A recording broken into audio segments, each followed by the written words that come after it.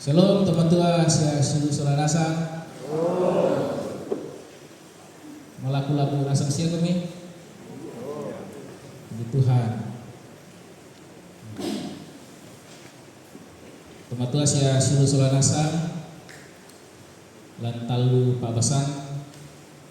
Bahkan apa salah Mazmur la tanungan tu karena pematua dan sa tema nakua yamo na popangulu mitu toma parenta sia topa atau dalam bahasa Indonesia dibilang dialah kepala semua pemerintah dan penguasa. Dialah kepala semua pemerintah dan penguasa. Tentu tata denasang kita sudah tahu siapa yang dimaksud oleh tema ini? Suatu pribadi, yaitu Yesus Kristus, Tuhan Yesus. Minggu kemarin, minggu lalu, kita sudah merenungkan tentang bagaimana itu keutamaan Kristus, bagaimana keutamaan Dia, apa yang ada dalam diri Yesus.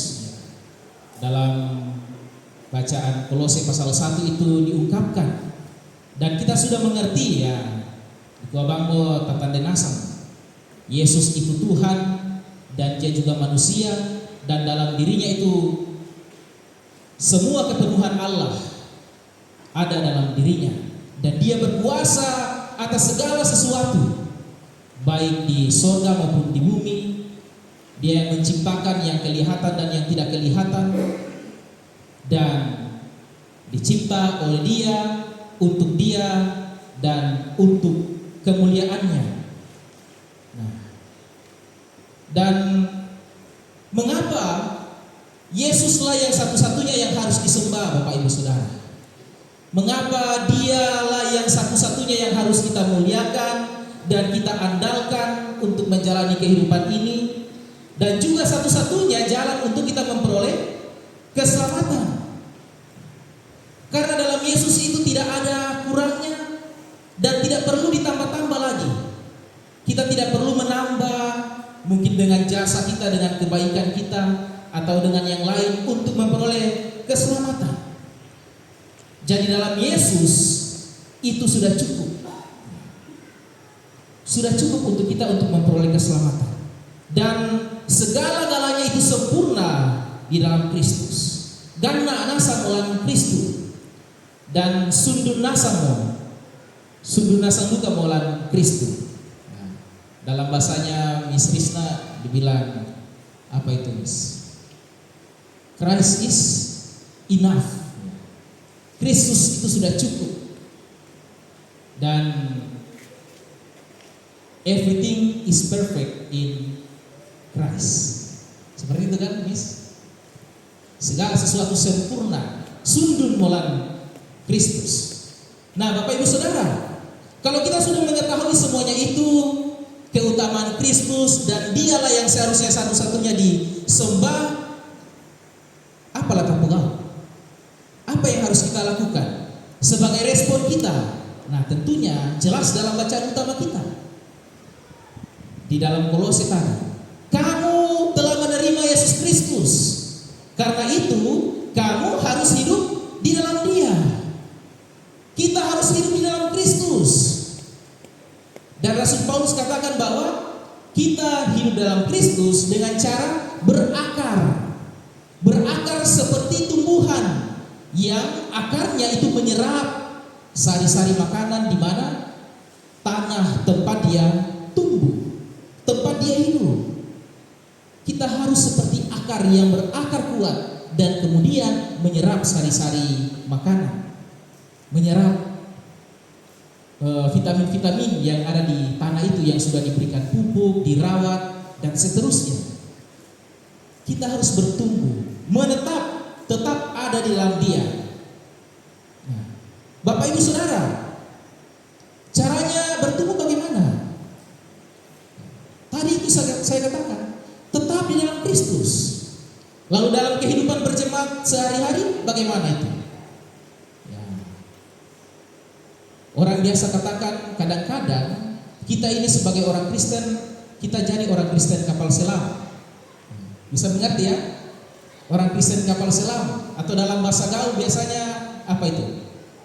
Orang Kristen bagian intelijen. Artinya kita tidak selalu hadir memberi dalam persekutuan. Kita suka lari-lari pergi gereja, mungkin kadang-kadang kalau pas hari Natal, kalau pas Paskah, atau bahkan mungkin di pengucapan syukur, atau mungkin di tahun baru sama akhir tahun baru kita datang gereja. Selebihnya itu minggu-minggu biasa, kemana kita? Kita malas untuk bersekutu. Atau bahkan mungkin ya kita selalu pergi gereja, tapi hanya rutinitas belaka. Tapi dalam kehidupan kita sehari-hari tidak ada itu namanya persekutuan pribadi dengan Tuhan. Kita tidak pernah berdoa secara pribadi. Kita tidak pernah merenungkan firman Tuhan secara pribadi. Kalau seperti itu apakah kita bisa bertumbuh, Bapak Ibu? Kita sering lari daripada Tuhan. Kita sengaja menghindari persekutuan-persekutuan. Bagaimana hidup kita mau diperbaiki? Bagaimana hidup kita mau diarahkan kalau kita menjauh daripada Tuhan, Bapak Ibu? Bagaimana hidup kita mau berakar kuat dan bertumbuh di dalam Kristus? Ingat Bapak Ibu Saudara, kita semua ini adalah orang-orang yang sakit. Sakit kita, sakit rohani. Kita semua adalah orang-orang berdosa, orang-orang yang rusak. Atau ada di sini yang mengklaim diri, mau mengatakan bahwa dirinya bersih, dirinya tidak berdosa? Tentu tidak, Bapak Ibu. Kita diumpamakan sebagai apa? Sebagai domba yang hilang. Domba yang hilang, yang dikumpulkan oleh Allah kembali, yang diselamatkan oleh Allah. Karena itulah kita datang ke gereja, Bapak Ibu Saudara. Kita datang bersekutu bersama-sama dengan orang percaya dan bersama dengan Tuhan.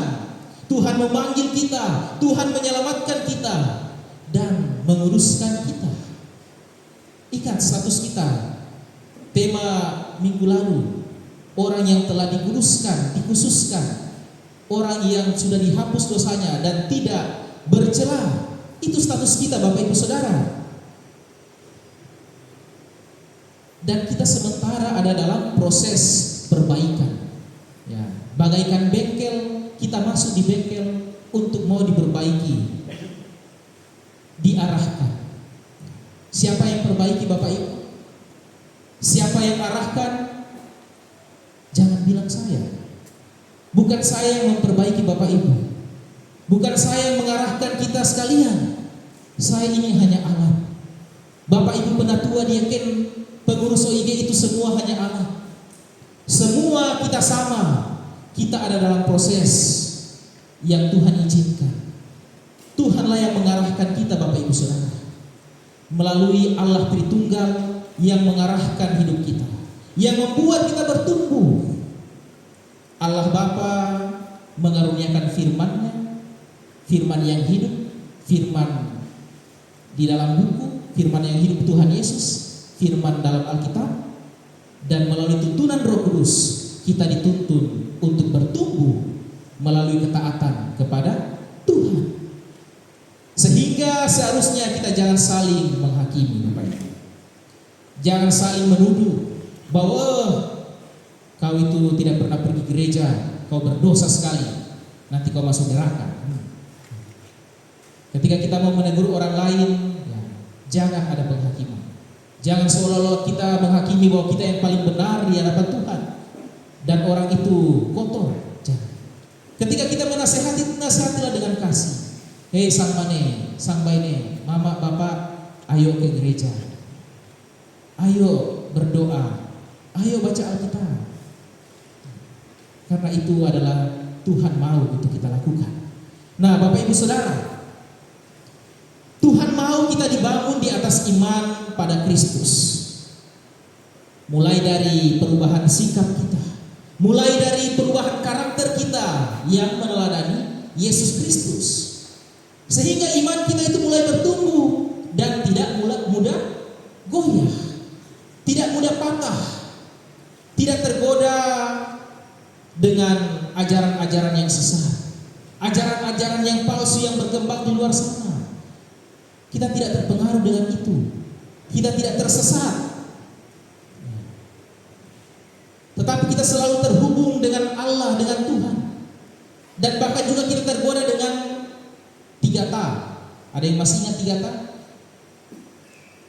Harta, tahta, dan cinta.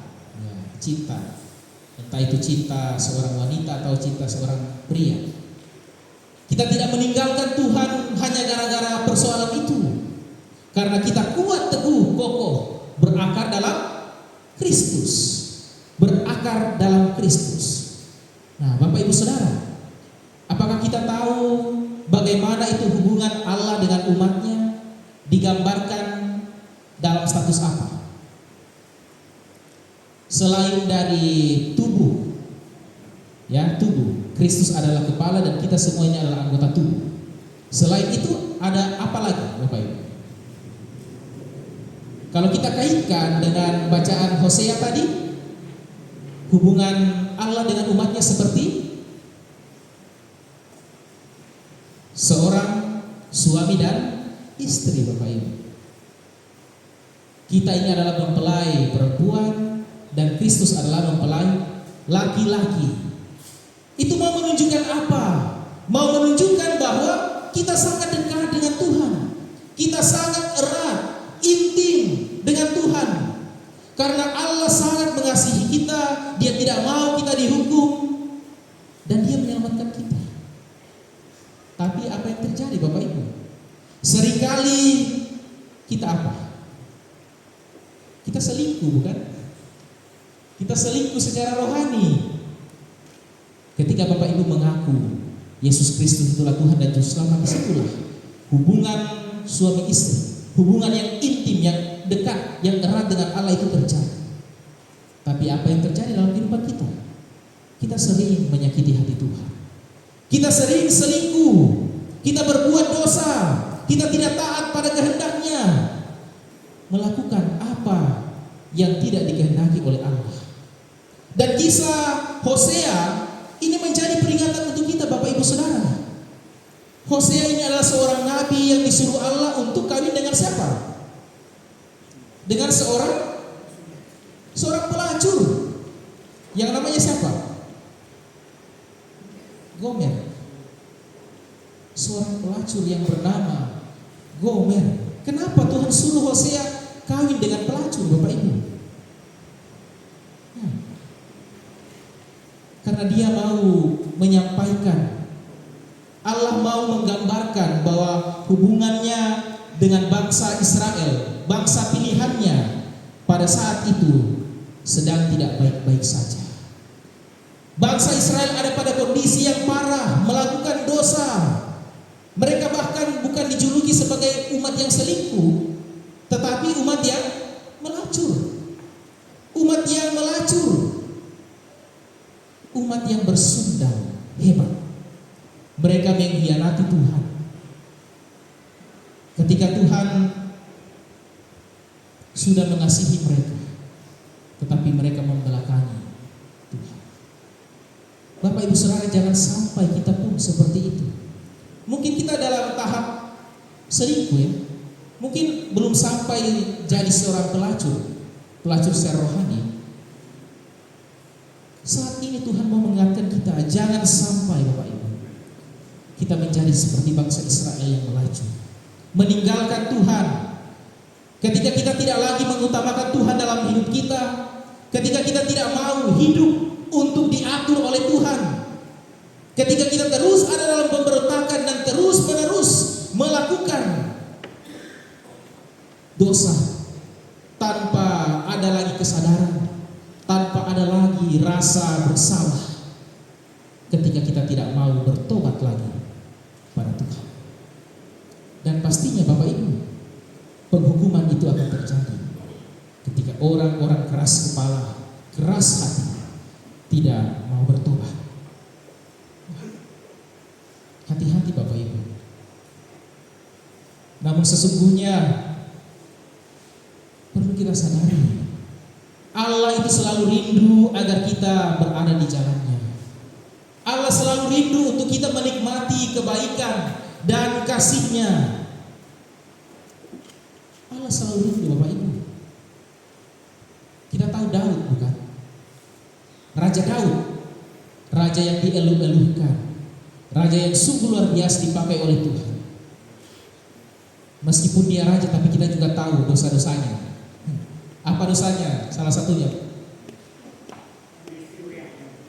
selingkuh kan, bersinah kan, membunuh.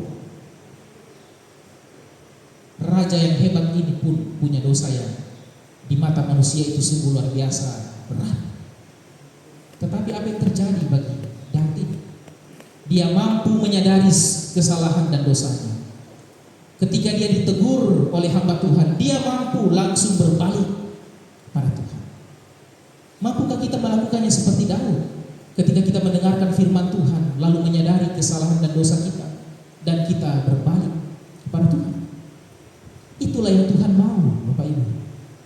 Itulah yang Tuhan inginkan. Ketika kita menyadari dosa kita, kita langsung berbalik dan mengakui segala dosa kita. Daud ketika telah diampuni, dia sungguh luar biasa dipakai oleh Allah. Dalam Mazmur yang tadi kita membaca, dia sungguh merasakan kasih dan kebaikan Tuhan. Dia bersaksi melalui Mazmur-Mazmur yang dia tulis bahwa Tuhan adalah penyelamatnya. Berkali-kali Tuhan menolong dia dari setiap musuh-musuh yang dia hadapi. Beberapa kali dia jatuh dalam dosa, tapi dia segera sadar dan Tuhan mengampuni dia. Karena itu kita perlu seperti Daud untuk selalu sadar akan kehidupan kita, sadar akan kasih setia Tuhan yang selalu mengampuni dan mengasihi, dan tentunya kita taat pada setiap kehendak Tuhan. Kita perlu menyadari Bapak Ibu Saudara, seperti Daud, dia sadar kehidupan ini itu hanya karena anugerah. Mungkin kita bertanya-tanya, Tuhan, ketika saya sakit kemarin, ketika saya kecelakaan kemarin, kenapa saya tidak langsung mati Tuhan? Kenapa orang lain yang harus mati? Kenapa orang lain yang harus Tuhan panggil? Kenapa bukan saya? Saya sudah tua kok, kenapa Tuhan masih izinkan hidup? Kenapa pada waktu itu seharusnya kalau dipikir-pikir secara logika, saya harusnya dipanggil Tuhan? Tetapi percayalah Bapak Ibu Saudara, ketika Tuhan masih mengizinkan kita hidup, itu semua ada rencana Tuhan bagi kita. Bagaimana caranya mengetahui rencana Tuhan Bapak Ibu? Bagaimana caranya? Atau mungkin ketika kita masih punya masalah, persoalan dalam hidup kita, kondisi hidup kita saat ini kita tidak mengerti kenapa masalah persoalan banyak kita hadapi, kita bertanya kepada Tuhan. Bertanyalah kepada Tuhan. Caranya yang disampaikan oleh Injil tadi, yaitu dengan cara berdoa. Dengan cara berdoa. Siapa di sini yang hobi berdoa, Bapak Ibu? Bersyukurlah kalau kita hobi berdoa. Dan bertobatlah kalau kita malas berdoa. Siapa yang mau mengaku malas berdoa? Berdoa itu perintah dari Tuhan Yesus, Bapak Ibu. Kalau perintah harus dilakukan ya. Kalau tidak dilakukan konsekuensinya apa? Berdosa. Carilah, mintalah, ketoklah. Itu kalimat perintah. Maka seharusnya kita lakukan itu Bapak Ibu. Berdoa adalah perintah dari Tuhan. Doa adalah sarana bagi kita orang percaya, anak-anak Tuhan untuk berkomunikasi dengan Tuhan. Kita bertanya kepada Tuhan. Kita meminta kita kepada Tuhan. Dalam doa kita mengungkapkan isi hati kita. Inilah yang diajarkan oleh Tuhan. Ketika kita meminta dengan tekun dan memang permintaan kita itu adalah sesuatu yang dibutuhkan. Kebutuhan ya, perhatikan. Bukan sesuatu yang menjadi kebutuhan kita yang kita minta, tetapi sesuatu yang kita butuhkan. Yang kita butuhkan, yang kita minta, itulah yang akan dikabulkan oleh Tuhan. Itu pasti dikasih kalau memang kebutuhan. Kalau Bapak Ibu memang butuh mobil atau motor atau kendaraan, kalau memang butuh ya, bukan hanya untuk mau dipamer, bukan hanya untuk gaya-gayaan, tapi kalau memang butuh, pasti Tuhan kasih. Kalau butuh baju yang bagus, kebutuhan untuk pekerjaan, profesi, pasti Tuhan kasih. Kalau tidak perlu baju yang mahal, tidak usah. Itu contoh-contoh yang kita perlukan. Kalau makanan pokok sehari-hari, kalau kita minta, pasti Tuhan kasih. Karena itu menjadi kebutuhan kita. Dan itu disampaikan oleh Tuhan Yesus ya. Dia mau membandingkan Bapa kita, orang tua kita saja yang ada di dunia ini tahu memberi yang baik, apalagi Bapa kita yang di surga. Bahkan penekanannya itu kalau kita baca di Lukas, Bapa di surga yang jahat tahu memberi yang baik bagi anak-anaknya, apalagi Bapa yang di surga yang baik, yang maha sempurna. Dia tahu memberikan yang terbaik bagi kita semua, anak-anak Tuhan. Saya dan saudara ini anak-anak Tuhan, Bapak Ibu. Ketika kita sudah percaya dalam Kristus, kita adalah anak-anak Tuhan. Kita adalah ahli waris kerajaan surga.